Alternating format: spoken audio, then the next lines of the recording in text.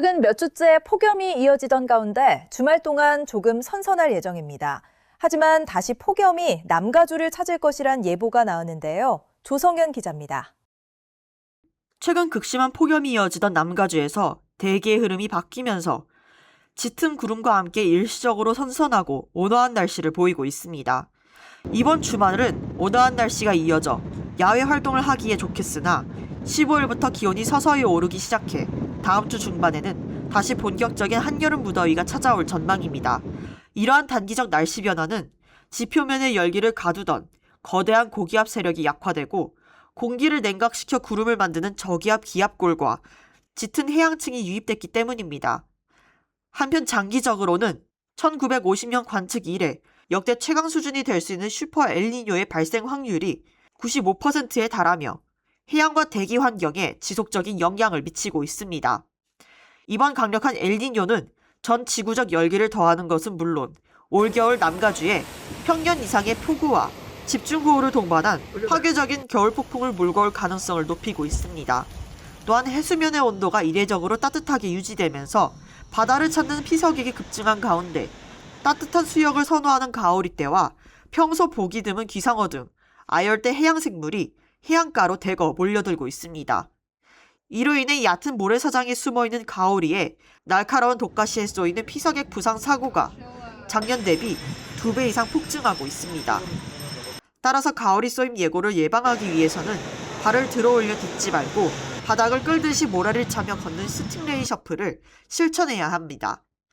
한편 상어는 사람이 먼저 자극하지 않는 한 크게 위험하지 않으므로 과도한 공포를 가질 필요는 없지만 출몰 경보 시에는 각별한 주의가 요구됩니다. YTV 뉴스 조성현입니다. 미 연방정부가 항공권 총액에 대한 기본 요금만 앞세워 광고할 수 있도록 하는 규제 완화를 추진 중입니다. 이로 인한 소비자 기만 행위가 우려되고 있는데요. 방한빈 기자가 보도합니다. 연방교통부는 지난달 항공권의 총액 대신 기본 요금만 앞세워 광고할 수 있도록 항공권 가격 표시 규정 완화를 제안했습니다. 이는 2012년 오바마 정부 시절 소비자 보호를 위해 도입된 기존의 항공권 총액 표시제를 뒤집는 조치입니다. 이에 도널드 트럼프 정부는 그동안 정책이 너무 경직돼 있었다며 이번 변경안을 통해 항공 운임 표시 방식이 더 큰 유연성을 보장받을 것이라고 밝혔습니다. 반면 전문가들은 항공사가 저렴한 기본 운임으로 소비자를 유인한 뒤 막대한 추가 수수료를 부과하는 기만 행위로 이어질 수 있다고 경고했습니다. 이러한 부작용 우려로 인해 소비자 단체는 물론 사우스웨스트 항공 등 일부 항공업계마저 시장의 심각한 혼란을 이유로 반대 입장을 표명했습니다. 논란이 커지자 교통부는 해당 제안에 대한 대중의견 수렴 기간을 오는 8월 21일까지로 연장했습니다. 이번 규제 완화안이 소비자의 혼란을 가중할지, 시장의 유연성을 높일지 교통부의 최종 결정에 관심이 집중되고 있습니다. YTV 뉴스 방한빈입니다. 남가주의 선선한 날씨는 이번 주말까지만 이어질 전망입니다. 다음 주 중반부터는 다시 무더위가 찾아오니 주말 야외 활동을 즐겨보시기 바랍니다. 항공권의 총액 표기 규정 완화가 추진되고 있습니다. 최종 결제 단계에서야 진짜 가격을 알 수 있게 되어 소비자의 큰 혼란과 불편이 우려됩니다.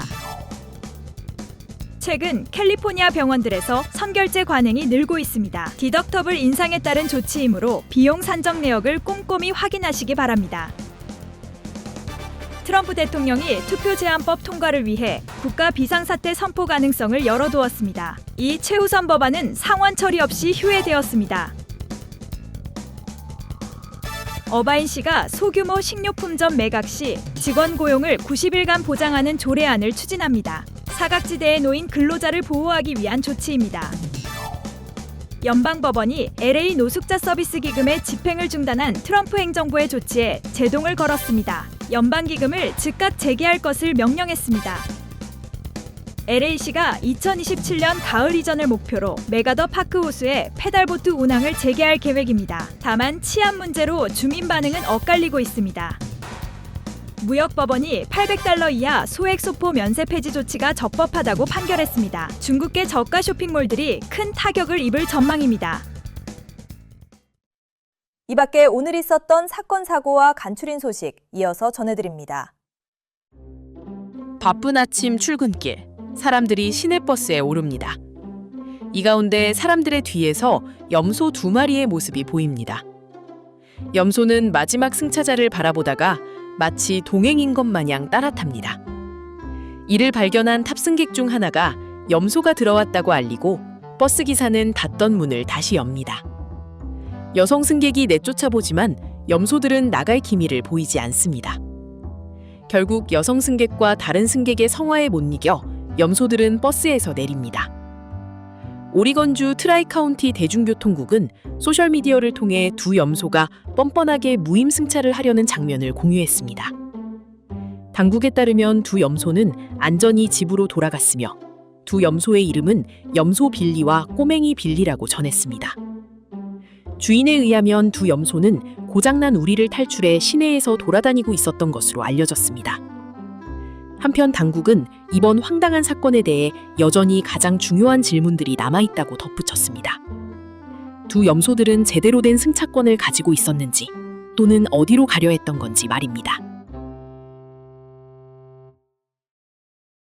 최근 미국 의료기관을 중심으로 비응급 환자에게 진료 전 거액의 보증금 혹은 선납금을 요구하는 사례가 빠르게 증가하고 있습니다. 이는 건강보험의 자기부담금 인상으로 환자의 몫이 커지자 병원 측이 미수금 발생 위험을 방지하기 위해 사전 현금 수납을 강화한 결과입니다.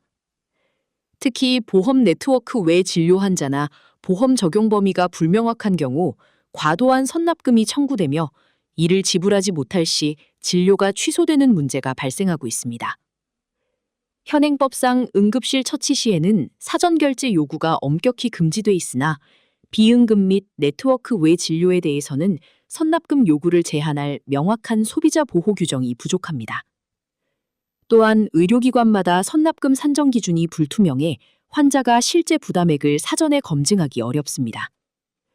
아울러 초과 지불된 금액에 대한 환급 절차와 기한 규정 역시 주별로 미흡해 환자의 재정 부담과 의료 접근성 저하를 심화시키고 있습니다.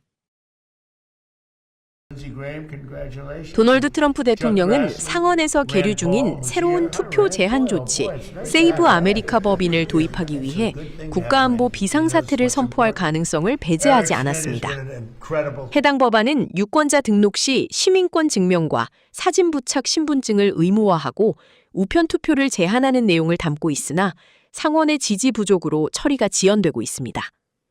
이에 앞서 트럼프 대통령은 지난 3월 연방정부가 유권자 적격 명부를 작성하고 우편 투표 배달을 통제하도록 하는 행정명령을 발동한 바 있습니다. 그러나 해당 행정명령은 민주당 주도 주들의 소송으로 연방법원에서 효력이 중단됐고 트럼프 행정부는 중단 조치에 불복해 대법원에 긴급 상고를 제기했습니다. 트럼프 대통령은 부정선거 방지를 위해 강력한 규정이 필요하다고 주장하지만 민주당과 투표권 단체들은 수백만 유권자의 참정권을 침해하는 조치라며 강하게 반발하고 있습니다. 다음은 오늘의 환율 및 증시, 그리고 모기지를 알려드립니다.